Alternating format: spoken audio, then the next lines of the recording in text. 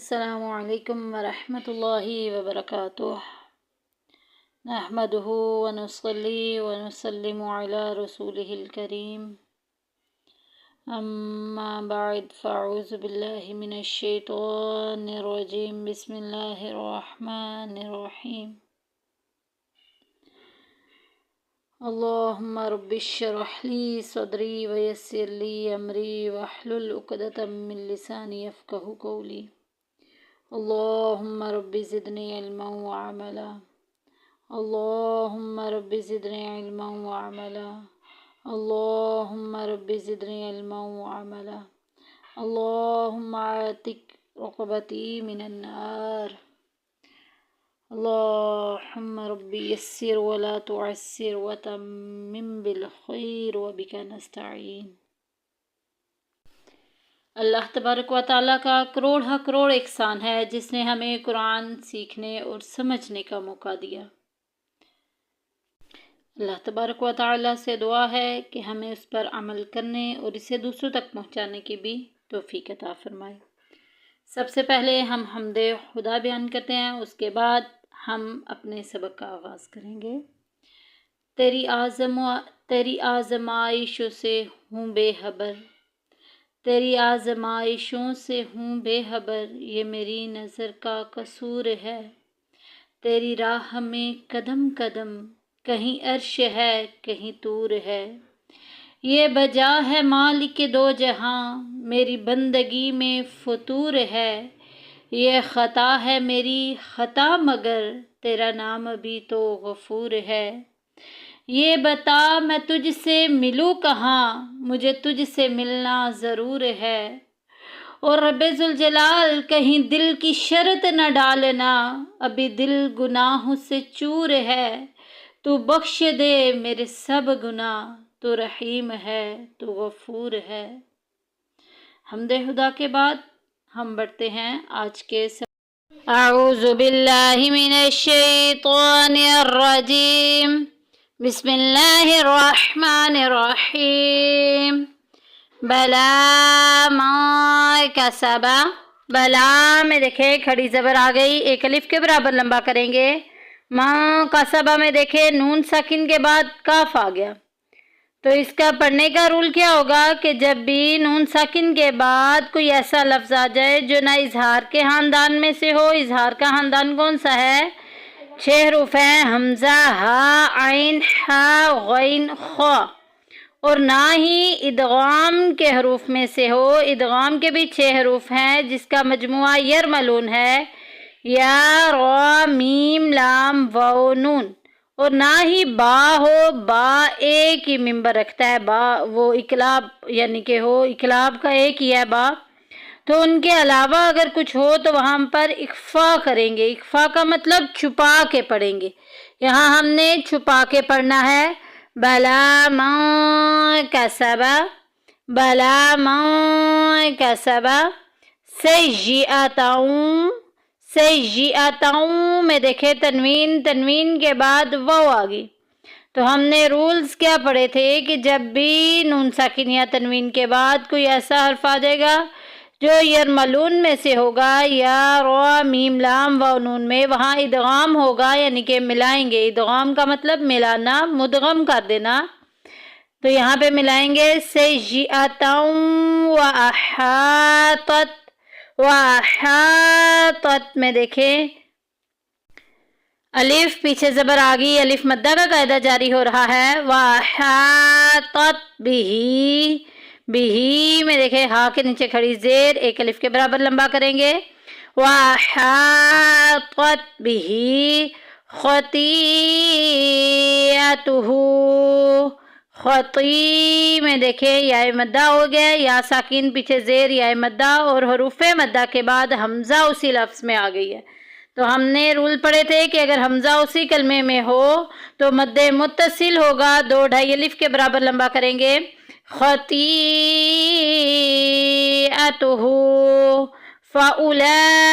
فاولئک، فاولئک میں بھی دیکھیں لام کے اوپر کھڑی زبر آ گئی، کھڑی زبر، یہ بات آپ نے ہمیشہ یاد رکھنی ہے، کھڑی زبر، کھڑی زیر اور الٹا پیش، یہ حروف مدہ کے قائم مقام ہیں، ان کے رول اور حروف مدہ کے ایک جیسے ہوں گے۔ کھڑی زبر کے بعد بھی اگر حمزہ اسی کلمے میں ہو تو مد متصل ہوگا، 2-2.5 الف کے برابر لمبا کریں گے۔ فَأُولَئِكَ أَصْحَابُ النَّارِ، اصحاب النار میں دیکھیں الف پیچھے زبر، الف مدہ کا قاعدہ جاری ہو رہا ہے۔ آگے دیکھیں کہ جیم آ گیا، ٹھہرنا جائز ہوگا، رکنا بہتر، یعنی کہ آخری حرف کو ساکن کر دیں گے۔ اصحاب النار ہم فیہا، ہم میں دیکھیں میم ساکن کے بعد فا آ گیا، تو ہم نے رولز کیا پڑھے تھے کہ جب بھی میم ساکن کے بعد با اور میم کے علاوہ کچھ بھی آ جائے گا، باقی سارا خاندان اظہار شفی کا ہے، ظاہر کر کے پڑھیں گے، غنہ نہیں کریں گے، واضح کریں گے۔ ہم فیہا، ہم فیہا، ہم فیہا نہیں پڑھیں گے، یہ غلط ہوگا، ظاہر کر کے پڑھنا ہے۔ ہم فیہا، فی میں دیکھیں یا ساکن پیچھے زیر یا مدہ کا قاعدہ جاری ہو رہا ہے، اور ہا میں دیکھیں الف پیچھے زبر، الف مدہ کا قاعدہ جاری ہو رہا ہے۔ ہم فیہا خالدون، خالدون میں دیکھیں خا کے اوپر کھڑی زبر، ایک الف کے برابر لمبا کریں گے، اور واو مدہ آ گئی ہے۔ خالدون، واو ساکن پیچھے پیش، واو مدہ کا قاعدہ جاری ہو رہا ہے۔ آگے آیت مکمل ہوگی، آخری حرف کو ساکن کر دیں گے۔ ہم فیہا خالدون، آیت بہت چھوٹی ہے، آگے والی بھی چھوٹی ہے، ساتھ میں اس کو ملا لیتے ہیں۔ والذین، والذین میں دیکھیں یا ساکن پیچھے زیر یا مدہ کا قاعدہ جاری ہو رہا ہے۔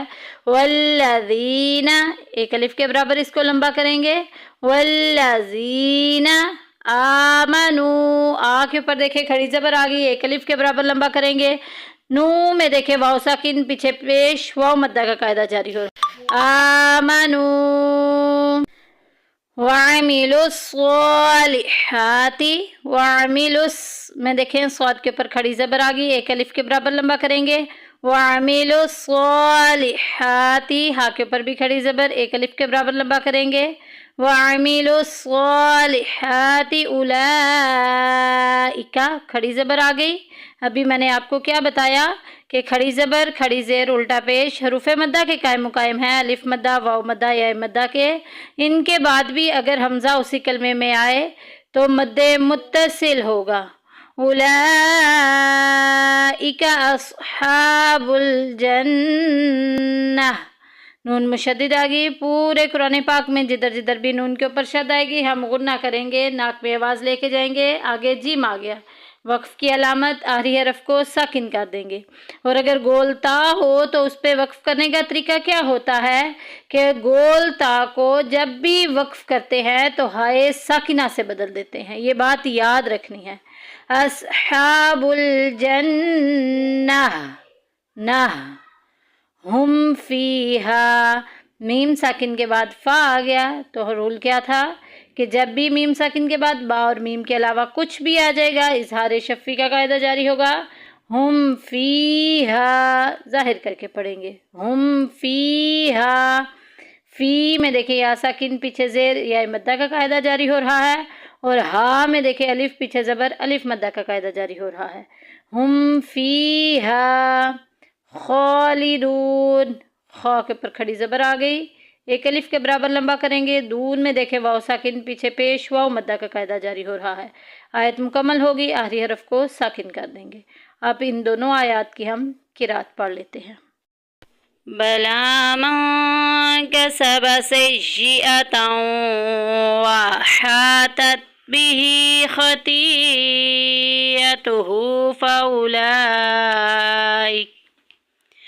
فأولئک اصحاب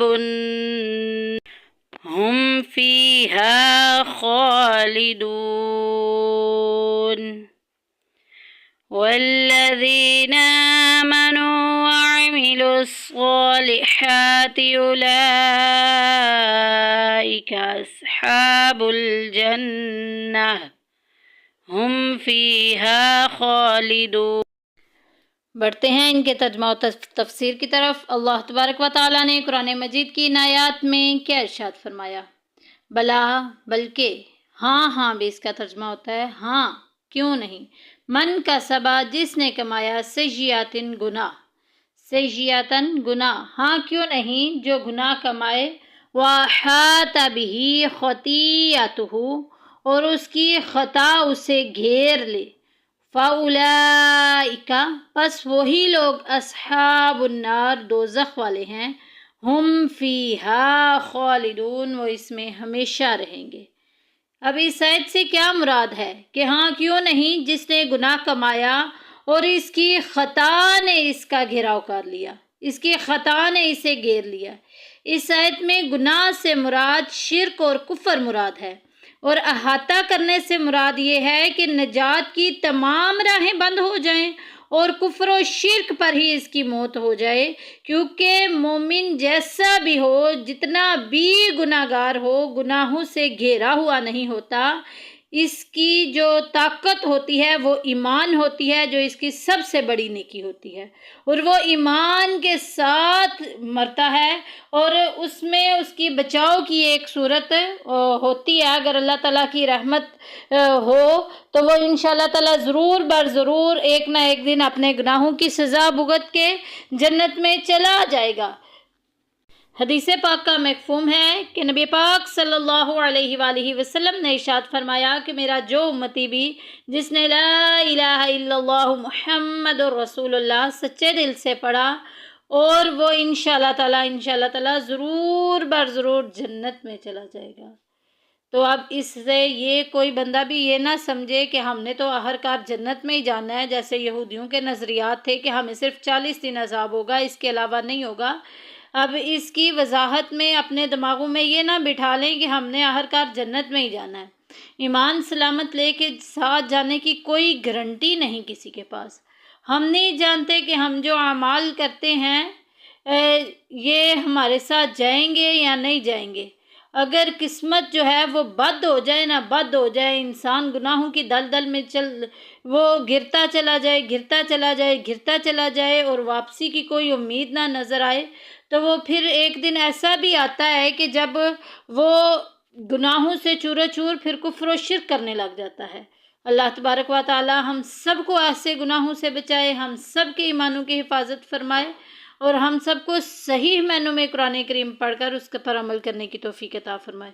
دیکھیں یہاں جو کون سے گناہ مراد ہیں، کفر اور شرک مراد ہیں، اور اگلی آیت میں ساتھ ہی بیان فرما دیا گیا کہ والذین آمنوا وعملوا الصالحات، اور جو لوگ ایمان لائے اور جنہوں نے نیک عمل کیے، اولئک اصحاب الجنہ وہی جنت والے ہیں، ہم فیہا خالدون وہ اس میں ہمیشہ رہیں گے، کیونکہ جنت میں ٹھکانہ جو ہے وہ نیکوکاروں کا ہی ہوگا، کافروں کو اور شرک کرنے والوں کو اس میں کوئی جگہ نہیں دی جائے گی۔